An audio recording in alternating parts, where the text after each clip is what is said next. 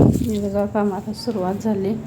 आज 3 dress cutting करून ठेवले तर आणि हे बघा ब्लाऊज, हे 2 ब्लाऊज आहेत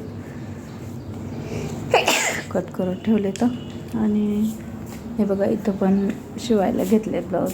याच्यात पण कट करायला घेतला होता ब्लाऊज पीस, पण हा ब्लाऊज पीस जरा कमी पडत आहे.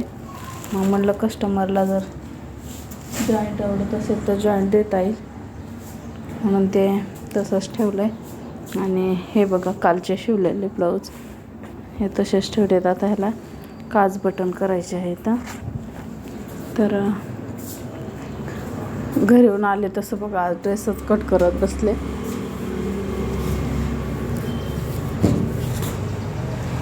तर हे बघा हे ब्लाऊज इथं लावून टाकते आणि संध्याकाळी जाताना घरी घेऊन जाते, म्हणजे जेवण वगैरे झालं की हात शिलाई वगैरे करायला, बटन वगैरे बसवायला बरं पडतं आहे. आणि आता बघा हे ब्लाऊज शिवाय घेते मी. धागा वगैरे आहे लावलेला, कालच लावलेला होता.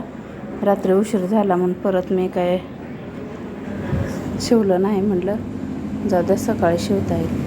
हे बघा मशीनमध्ये ना 2-2 थेंब टाकते तेलाचे, म्हणजे काय होतं मशीन स्मूथ चालते.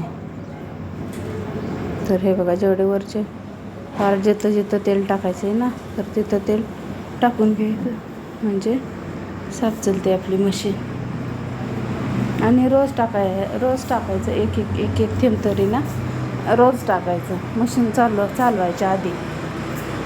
आणि नंतर मग आठवड्यातून एकदा पूर्ण खालचं ही मशीन अशी उलटी करून, पलीकडे उलटी करून मग खालून पण तेल सोडायचं 8 दिवसातून एकदा तर.